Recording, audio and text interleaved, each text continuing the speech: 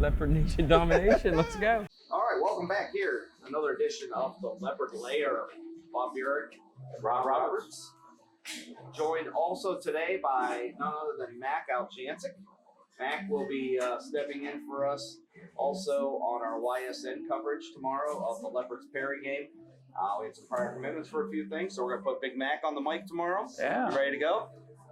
I went to Muskegon College. I'm a speech communications major. So I used to do a bunch of games back in the day. So if you live within 5 minutes of Muskegon College, you might have heard me back then. Will you be able to get a word edgewise with your brother in there? John, yeah, we'll be interesting reunited there from our Church Street days. So John and Mac on the call tomorrow for the Leopards game. I know they're going to broadcast it at the Green Space as well. So tune in, see what's going on there, or make it out to the game. Homecoming this week. Big game for the Leopards at Perry.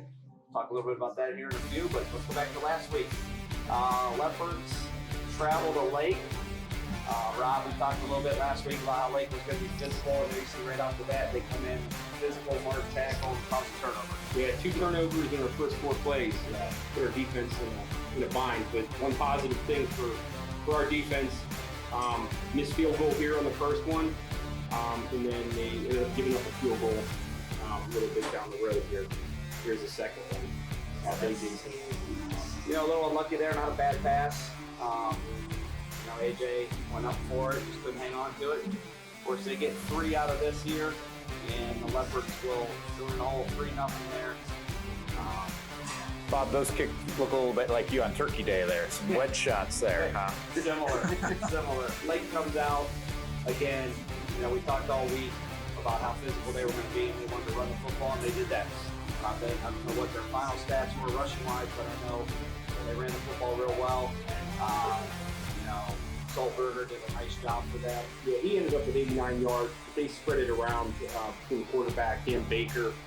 Nice little play here, little double option. Oh, wow. Throw back to AJ, and fortunately that ball gets out of bounds. So Leopards do come out, got something going a little bit here.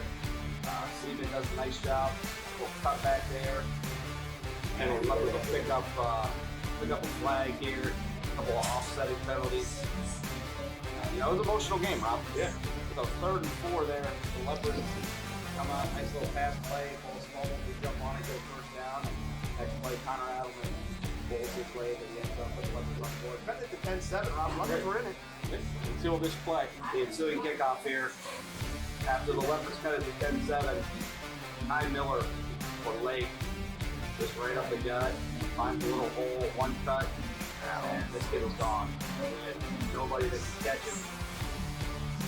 And really, Rob, at this point, the momentum, it just kind of moves right back in it. This is just a heartbreaker. Right.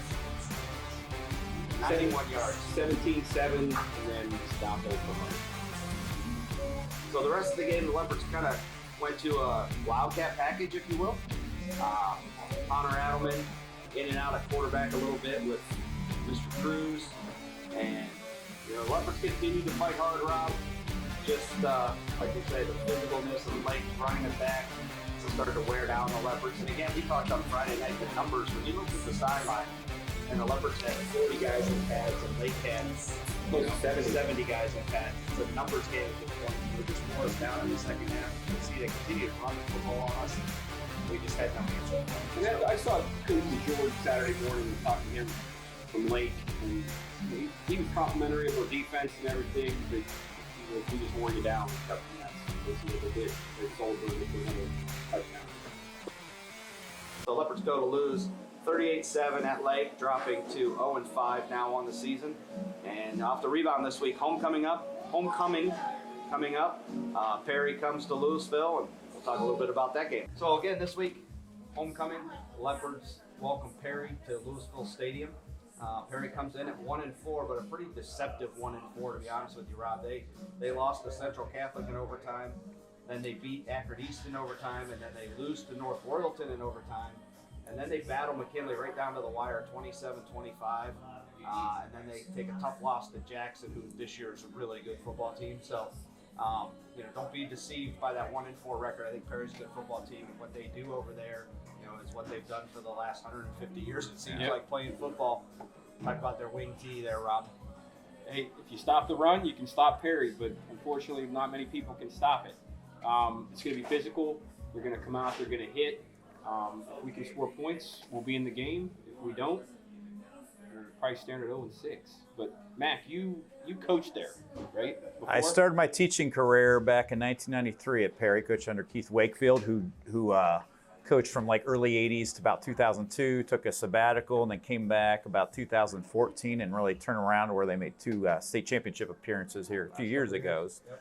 And they run that wing tee, and it's really based on toughness, but assignment. They do their assignments. You got your assignments, and that's to stop that team.